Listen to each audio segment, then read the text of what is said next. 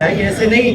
यहाँ तो मेरे सामने जो बैठे हुए हैं और मेरे साथ जो बैठे हैं, हिंदू स्वयं सेवक संघ के राष्ट्रीय सचिव आदरणीय दुर्ग सिंह जी चौहान, संपर्क प्रमुख हेमंत जी मुश्काई और कार्यक्रम के संयोजक नीरज जी,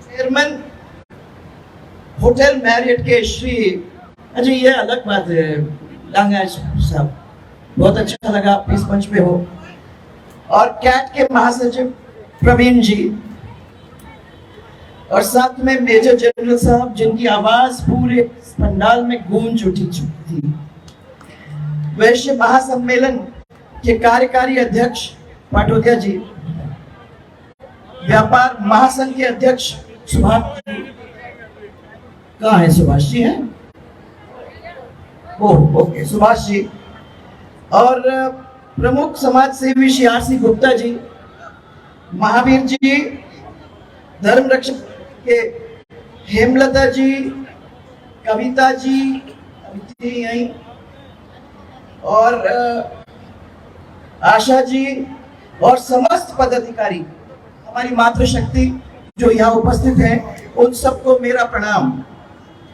यहाँ शक्ति रूपेण, लक्ष्मी रूपेण और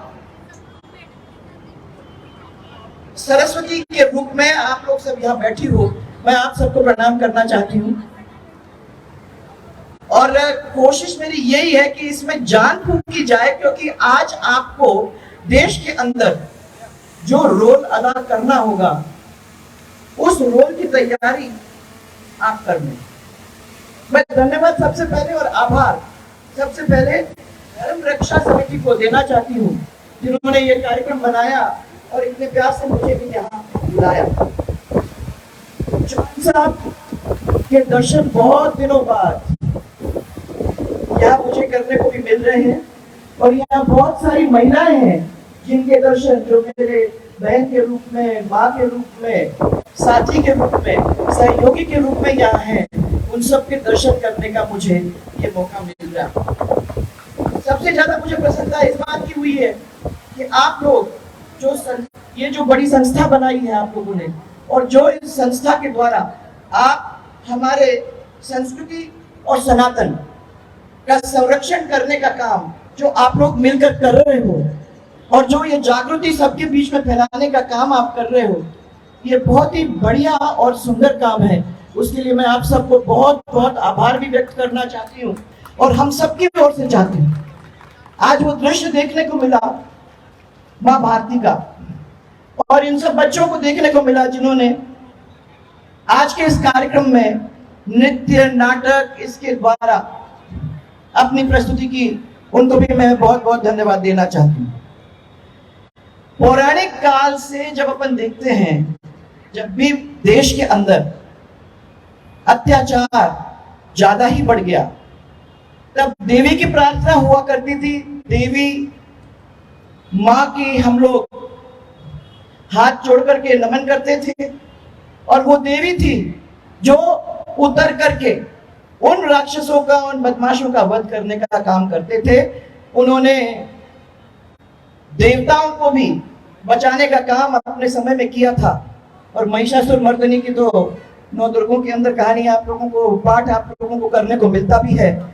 उसमें बताया जाता है कि राक्षस को का वध करने के लिए माँ जमीन पे आई और उसने उस राक्षस का अंत किया।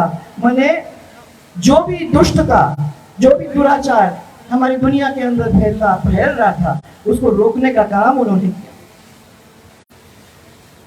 सबसे पहले मैं आपको याद दिलाना चाहूंगी, इतने सारे लोग बैठे हुए यहाँ, महिलाओं को अपना स्वाभिमान बहुत प्यारा है। कुछ न हो वो अपने स्वाभिमान के लिए जरूर लड़ती है, और मैं आज यहाँ कहना चाहूंगी कि अगर परिवार की बात हो जाती है, अगर अपने धंधे की बात हो जाती है, अगर अपने देश की बात हो जाती है, अगर अपने क्षेत्र की बात हो जाती है, तो वो महिला उसकी इज्जत के लिए लड़ने में कभी पीछे नहीं हटती है, और इस स्वाभिमान को बरकरार रखने के लिए अपनी तरफ से पूरी कोशिश में कमी नहीं छोड़ती है। पर आजकल अभी राजस्थान के अंदर देखोगे आप तो सब दूर उनका अपमान हो रहा है। अत्याचार की 20-20 घटनाएं देखने को मिल रही हैं। कदम कदम पर मातृशक्ति का अपमान हो रहा है। और दुष्कर्म के तो करीबन 1400 प्रकरण ऐसे हैं जो आज भी लंबित हैं। संबंधित महिलाओं को न्याय कब मिलेगा, ये हम सब के दिल के अंदर बात है।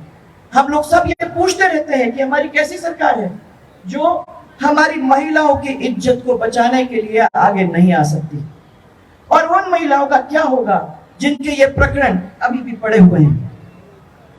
देखो, ये सही बात है कि महिलाओं के बिना समाज के अंदर परिवर्तन हो नहीं सकता। परिवार का परिवर्तन वो हमारी महिला ही करती है, और आगे चल के भी वो महिला है जो महिला समाज का परिवर्तन करती है। आपको याद होगा कि एक जमाना था जब वो अपने आंगन की तुलसी हुआ करती थी, बाहर क्या हो रहा था किसी को मालूम भी नहीं होता था। परंतु नारी शक्ति वंदन अधिनियम, ये जो अभी हमारे प्रधानमंत्री जी ने लाके पास किया है हमारे लोकसभा के अंदर, उसने हमारी ये आवाज को पूरी दुनिया के अंदर उठाने का काम किया है। बस अब एक ऐसी चीज है बहनों जो आगे चल के हमको वो ताकत देगी हमारी खुद की लड़ाई लड़ने की। पर आपने भी अपनी लड़ाई बहुत जोरदारी से लड़ी है। इसी का काम है कि आज ये बिल भी पास हुआ। हम सब मिलकर धन्यवाद देंगे उनको जिन्होंने ये काम हम सब के लिए किया, जिसने हम सबको मजबूती देने की शुरुआत की। और मुझे विश्वास है कि समय एक बहुत जल्दी आएगा जहां कंधे से कंधा मिलाकर बराबरी के हिसाब से हम भी इस देश के अंदर खड़े हो सकेंगे, गर्व के साथ खड़े हो सकेंगे। यह स्पष्ट हो गया है कि मातृशक्ति की सम्मानजनक भागीदारी के बिना कोई भी राष्ट्र का नव निर्माण नहीं हो सकता है, और उसको करने के लिए हम सबको भी आगे आना पड़ेगा। मैं आप सबको ये याद दिलाना चाहती हूँ कि पहली बार राजस्थान के अंदर महिलाओं को अपने पैरों पे खड़े करने का काम हम लोगों ने अपनी सरकार के समय किया था, जब हमने पंचायत के अंदर हमारी महिलाओं को पदों के अंदर 50% रिजर्वेशन देके उनको आगे लाने का काम किया था। मुझे याद है कि उस समय हमारे जो घर परिवार के पुरुष थे उन लोगों ने कहा कि ये काय को टाइम खराब कर रहे हो, ये कुछ कर नहीं सकेंगी, करना तो हमें ही पड़ेगा, ये तो घूंघट के पीछे हैं, आप ये छोड़ देते, हम लोगों पे छोड़ देते, काम तो हमें ही करना है।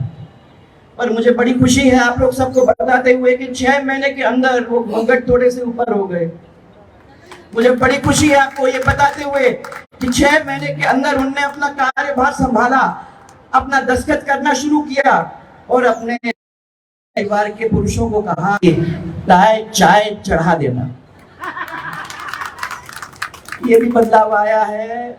मुझे मालूम है कि परिवार के पुरुष लोग कहते हैं अब बहुत हो गया, परंतु अब हम अकेले नहीं हैं। हमारे प्रधानमंत्री जी ने भी हम लोगों को मजबूत करने का काम कर दिया है, और मुझे विश्वास है कि आने वाले समय के अंदर हम लोग भी आगे निकल चलेंगे।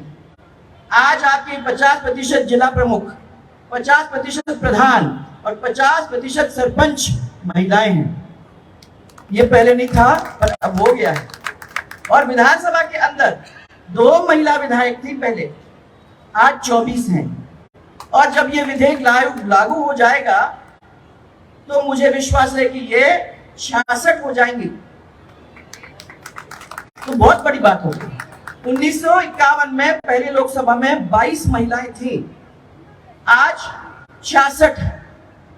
और मुझे तो विश्वास है कि जब ये काम हो जाएगा, पूरा हो जाएगा, तो उस समय 181 महिलाएं उस हाउस के अंदर पहुंच करके हमारे परिवार की आवाज को उठाने का काम जरूर करेंगे। पर यह हमारी मंजिल खत्म नहीं होती। हमें तो हमारा मुकाम जब खत्म होता है जब हम महिला अत्याचार के ऊपर रोक लगा सके। इसलिए हम लोगों को सतर्क होना है यह तभी संभव होगा जब हम मिलकर एक ऐसा संकल्प लेकर आगे चलें जिसमें राजस्थान के अंदर बदलाव लाने का काम हम करेंगे, जहां हमारी बेटियां बिना डर के आराम से जिंदगी जी सकती हैं, जहां हमारी बहना आराम से सपना सजो के उसको पूरा भी कर सकती हैं, और जहां हमारी माताएं सम्मान से सिर ऊंचा करके आगे बढ़ सकती हैं। इसलिए आओ सब लोग जो यहाँ बैठे हुए हैं, आओ मेरी बहनें माताएं, आओ साथ चलें और हम लोग मिलकर हमारे एक नए राजस्थान की, हमारे नए मन एक मजबूत सा नींव लगाने का काम करें, ताकि ये जो रोज लोगों को अखबार में पढ़ना पड़ रहा है और जिससे हम लोगों को रोज जूझना पड़ना है वो खत्म हो जाए। इसकी तरफ हम लोगों को बढ़ना है, अकेले नहीं कर सकते, इसलिए आओ साथ चलें और इसकी नींव को डालने का हम लोग काम करें। आप लोग यहाँ पधारी, आप लोगों ने इतने प्यार से हमारा स्वागत किया, आपने इस बहुत सुंदर कार्यक्रम में शिरकत की, और मैं ये विश्वास आपको देना चाहती हूँ कि ये तो एक कार्यक्रम है, ऐसे हमको अनेकों कार्यक्रम करने की जरूरत है, ताकि ये आवाज हम हमारी महिलाओं के अंदर ला सकें, ताकि कुछ ही दिनों के अंदर हमारी महिलाएं खड़ी हो जाएं और राजस्थान में उनकी आवाज हमको जोरदार तरीके से सुनने में मिले। आपको फिर से बहुत बहुत धन्यवाद, और बहुत बहुत आपने जो प्यार दिया उसके लिए मेरा बहुत बहुत आपको विश्वास और धन्यवाद। जोरदार तरीके से आप लोग, हाँ, भारत माता की जय, भारत माता की जय, भारत माता की जय। और एक छोटा सा नारा राजस्थान के लिए, जय जय राजस्थान, जय जय राजस्थान, जय जय राजस्थान, तो जय जय मेरी सब महिलाएं बहनें जो यहाँ उपस्थित हैं। मुझे विश्वास है कि आप इस राजस्थान की नींव जरूर डालोगे और बदलाव जरूर लाएंगे। धन्यवाद आप सबको।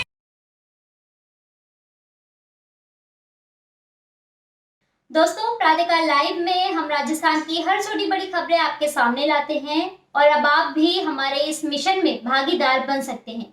आप अपने इलाके की जरूरी खबरों को प्रातःकाल सोशल मीडिया @gmail.com पर भेज सकते हैं, और खबरें पसंद आने पर हम उन खबरों को आपके नाम के साथ पब्लिश करेंगे।